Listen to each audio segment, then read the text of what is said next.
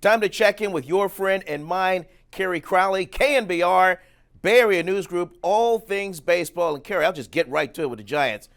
Their season opener is in 5 days. In this truncated spring training, have you seen enough of a group that's, for a lack of a better way of saying it, the band's back together?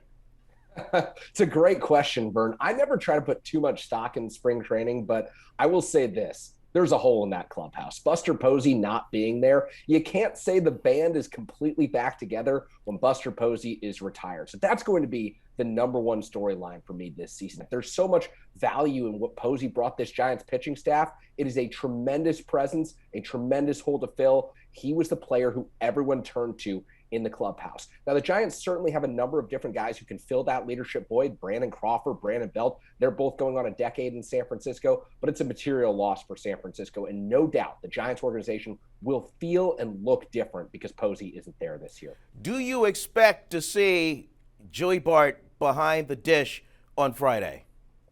Gabe Kapler has not committed to it yet, Vern, but watch Saturday's spring training game against the Dodgers back. And I'll say this, Joey Bart looks ready. He's poised, he's confident, 3 for 3, towering opposite field home run against projected Dodgers closer Craig Kimbrell. Joey Bart has been waiting for this moment. So I think there's a lot of excitement in the Giants organization about what he can do, and I wouldn't be surprised at all. In fact, if it was up to me, I'd put him back there on Friday.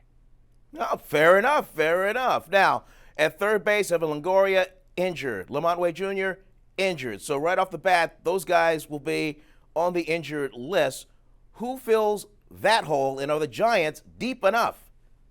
Yeah, that's the million-dollar question right now. And at third base, I think that we will see Wilmer Flores play a lot of third base. Veteran in his third season with the Giants, has always hit left-handed pitchers well. But the guy who's under the radar right now, who I think is poised for a breakout season, kind of like the one that Lamont Wade Jr. had last year in San Francisco, it's Thairo Estrada. Giants fans got a taste of Estrada last year when he got his call up to the big leagues from AAA Sacramento. He was excellent. I think that Estrada's in for a big season. And in the outfield, replacing Lamont Wade Jr., Steven Duggar. He's the left-handed presence who will play center. Jock Peterson, Mike Yastrzemski will flank him in the corners when the Giants face a right-handed pitcher. So they've got the depth right now. But if anything else goes wrong, that's where things really start to fall apart. That's why everyone's got to stay healthy in the month of April outside of Longoria and Wade, who, as you mentioned, are already injured. Jumping over to the A's a little bit, on my wife's birthday today, the A's send Sean Manaea to the Padres, and then Melvin immediately throws him up against the A's today. What theater?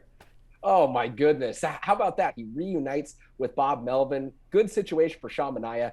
Terrible situation, Vern, for Oakland A's fans who have been put through the ringer this offseason. My heart goes out to the diehard A's fans right now. I don't know how they do it because they've lost Chris Bassett, Matt Chapman, Matt Olson, now Sean Manaea. All the All-Stars, all out the door. What positive, what high road can you give the A's fans that spend their hard-earned cash to come see this team?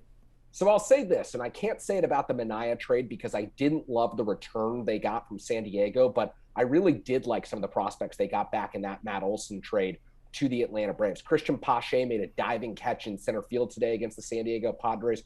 Really impressive athlete. Shea Langmuir's catching prospect. He could be the next big-time catcher in Oakland. Gunnar Hoglund, JT Ginn, pitchers they've acquired this offseason. 2 potential front end of the rotation guys. But unfortunately for A's fans, Vern, they're going to have to wait until late in 2022, maybe 2023, to see those guys all on the field together. It's going to be a long time before the A's look like a playoff caliber roster again. I need stars in that A's clubhouse, and I'm not getting them.